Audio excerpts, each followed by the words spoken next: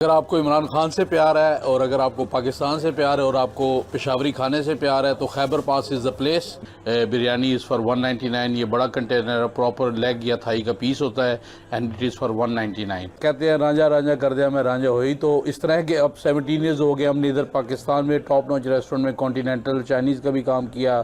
इधर पेशावरी रेस्टोरेंट है, वो फिर कैप्टन दा डेरा में हमने पेशावरी और पंजाबी खाने भी किए। तो उस सारे एक्सपीरियंस को मुलूज़े खाते रखते हुए मैंने सारी चीज़ों को अपनी जो ज़िंदगी का जो तजर्बा है रॉ मटेरियल का, कुकिंग का, चीज़ों का, उसको इकट्ठा करके सोचा है कि भाई ऐसी चीज़ की जाए कि इस मुश्किल वक्त में हम सब के साथ खड़े हो, लोगों को वैल्यू फॉर मनी मिले। जिस तरह का वक्त हमारे मुल्क में इस तरह चल रहा है, स्टूडेंट्स हैं, लोग हैं, सिंगल मदर्स हैं, फैमिलीज़ हैं, तो इस वक्त में ज़रूरी नहीं है कि आप ज़्यादा पैसे कमाएँ।